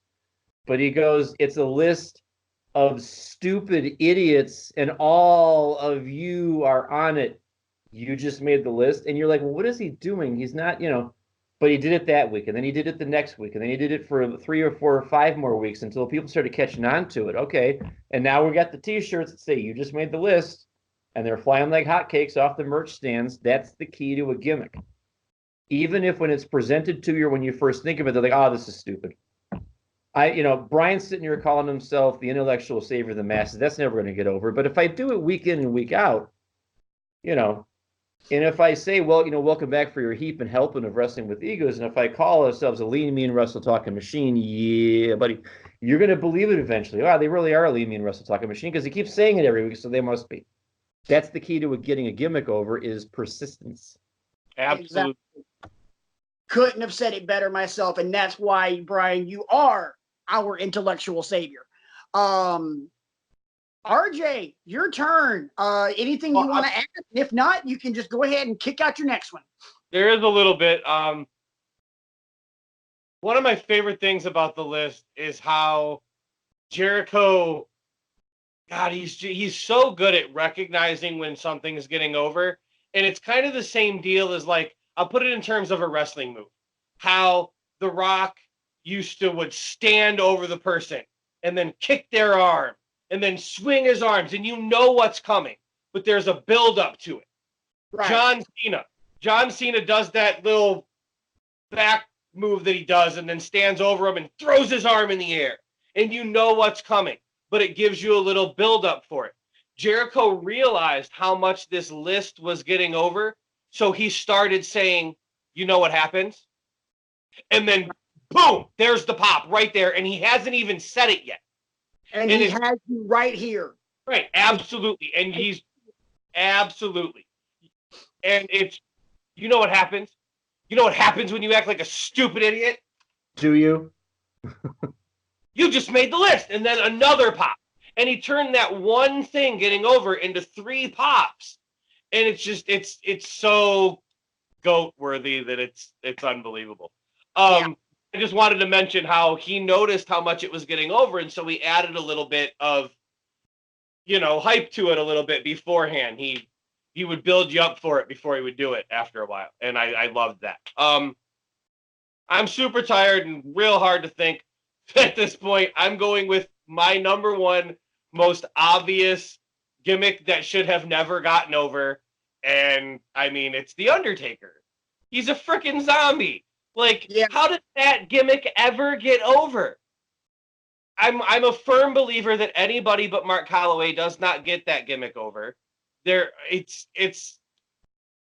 not a whole lot I can say other than the dude's a freaking undead zombie. Like, when you boil it down, he's a zombie. And I had the word mortician written down, but same difference. Yeah, Yeah. right.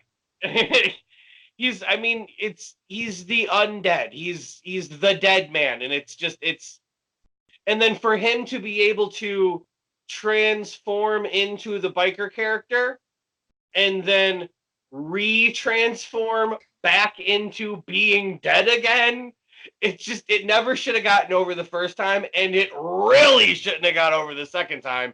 And I'm saying this, and that's my favorite gimmick ever. That's my favorite character ever. The Undertaker is my favorite of all time, and it should have never been as popular as it is. Well, the first one I'm going to throw out is one of my other favorite gimmicks.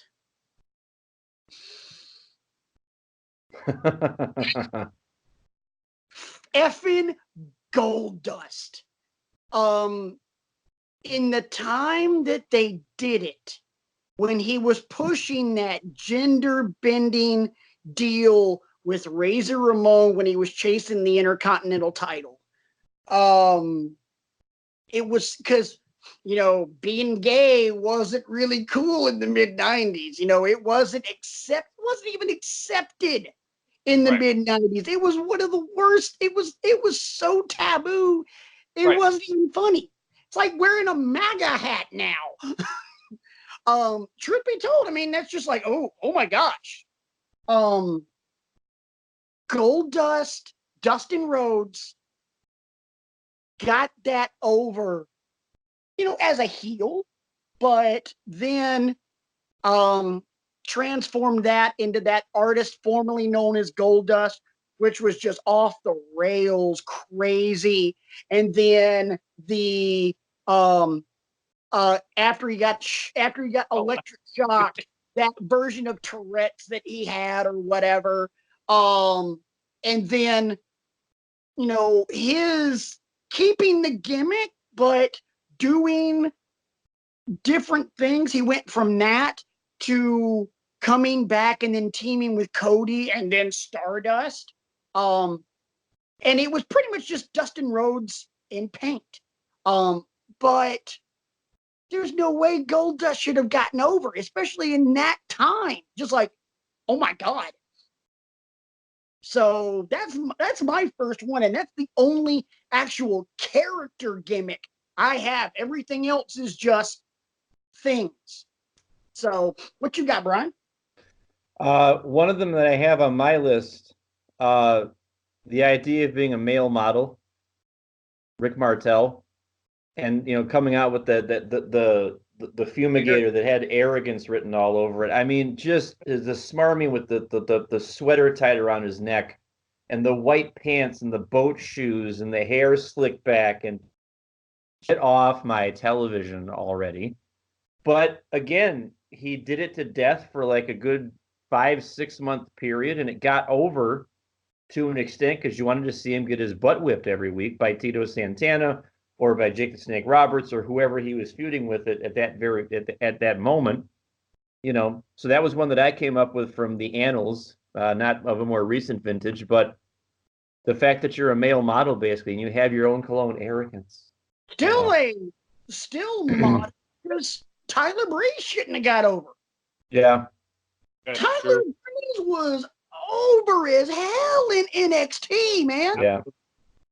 And Breeze just took Breeze did the exact same thing that Rick Martel did, except instead of a fumigator with cologne, he had a selfie stick. With a boa wrapped around it. Yeah, with a boa wrapped around it. Yeah, I mean, it's the same damn thing, but it was gold. RJ. The Undertaker. I don't know. Okay. Goldust was my other one. Okay. Sorry about that. Oh. Well, then comment on this one. We're talking about gimmicks and everything else. Mr. Sacco. I love Mick Foley. Mick Foley is one of the greatest minds in wrestling. Had the pleasure of meeting him. Nice guy. Amazingly nice guy. What the hell were they thinking with Mr. Sacco? And it wasn't the fact that where with Brian, to what Brian talked about, Jericho had to work a little bit to get the list over. Sacco was over right after that McMahon segment. It was. I mean, instantly. I mean, licensed to print money right off the bat. What the hell? I mean, it's just proof that you never know what's going to get over until you try it. To me, that is one of the 3 dumbest things in WWE that ever got over. I'll talk. The other 2 are on my list, and one thing from WCW is on my list as well.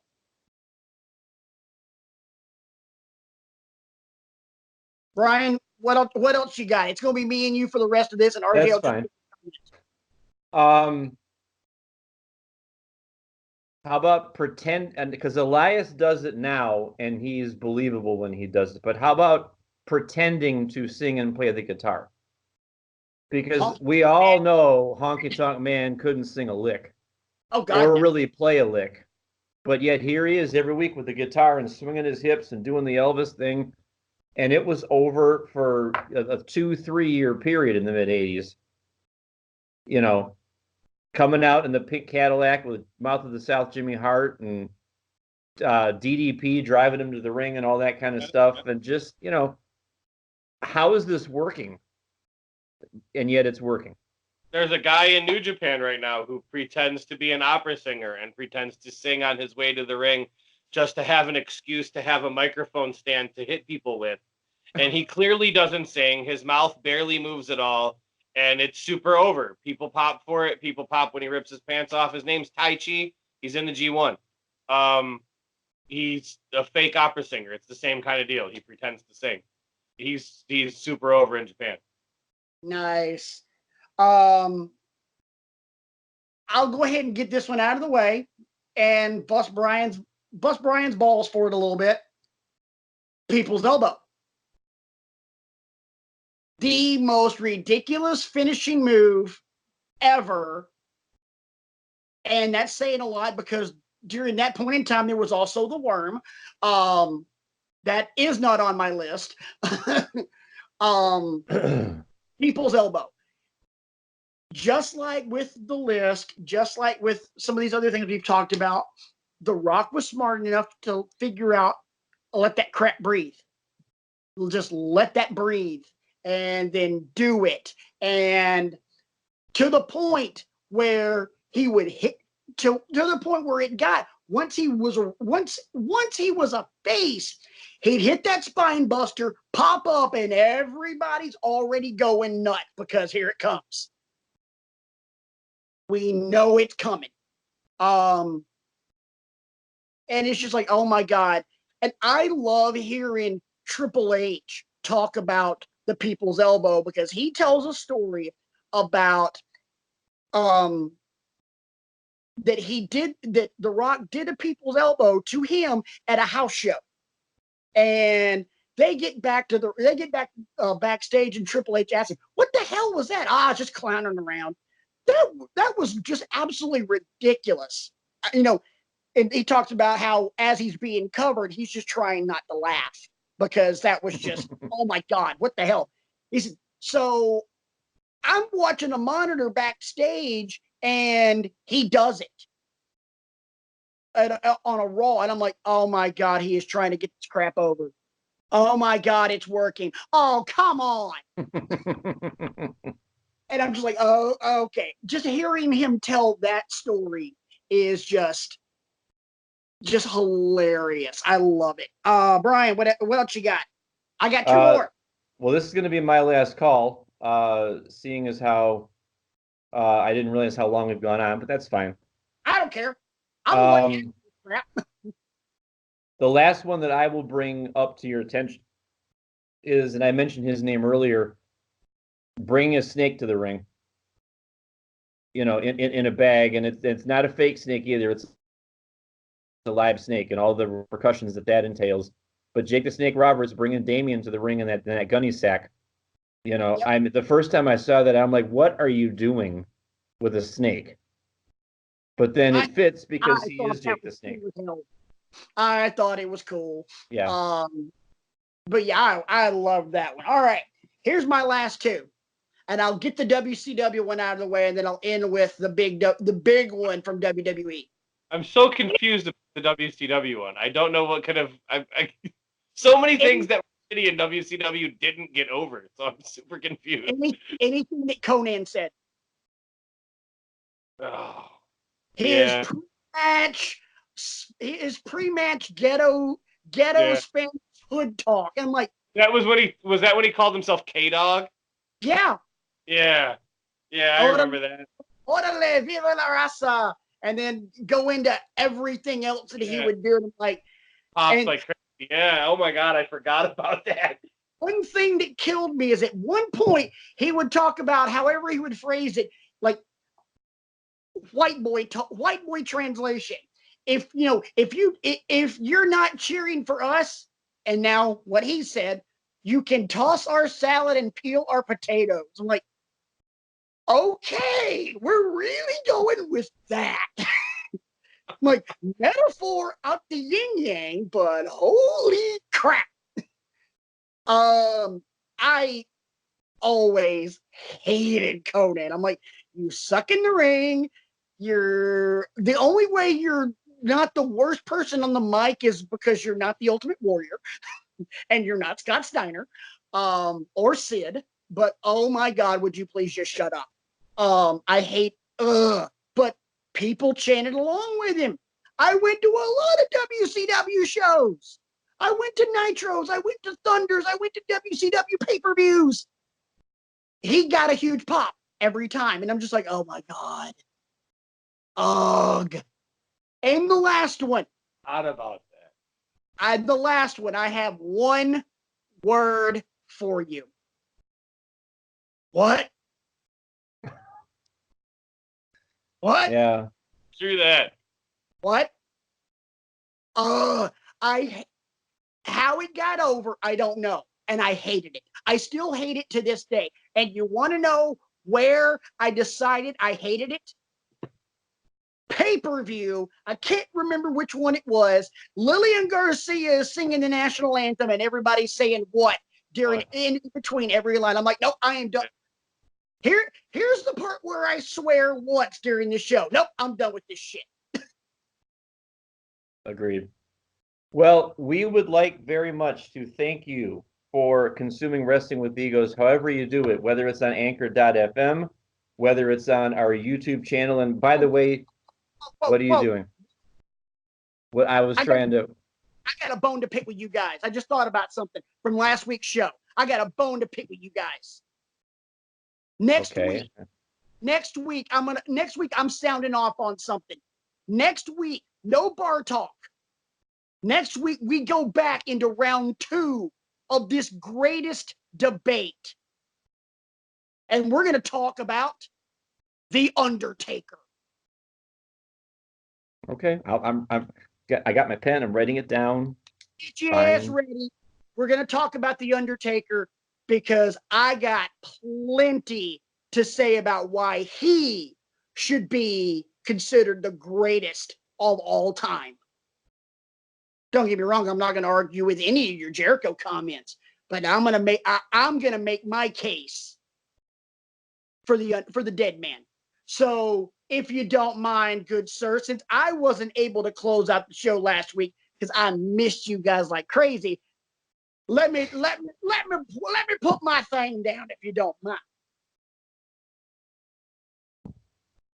We appreciate you guys so much for watching Wrestling with Egos here on YouTube, on Anchor Podcasts, Intergalactic Radio, the back of Rikishi's ass, whatever.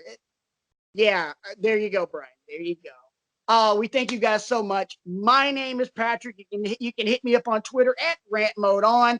That's RJ, who can be hit up on Twitter at RJ Eman with not one but 2 E's. Ends. I know. I just decided kind of like Hulk Hogan being in the Silver Dome. Silver Dome. And of course, Brian, who can be hit up at bkrego15. WrestlingWithEgos@gmail.com is the address to contact us, and of course the repository bit.ly/withegos. Check us out, enjoy us. Don't forget to like, subscribe, share, because if you don't, we will find you and we will hurt you and we will put you through flaming tables. That's pretty good. Okay. That's pretty good. But we will see you guys next week when I take both of these two jackholes to school right here on Wrestling with Egos. And until next week, that's our story. We're sticking to it. And I promise you next week, I'm gonna be right.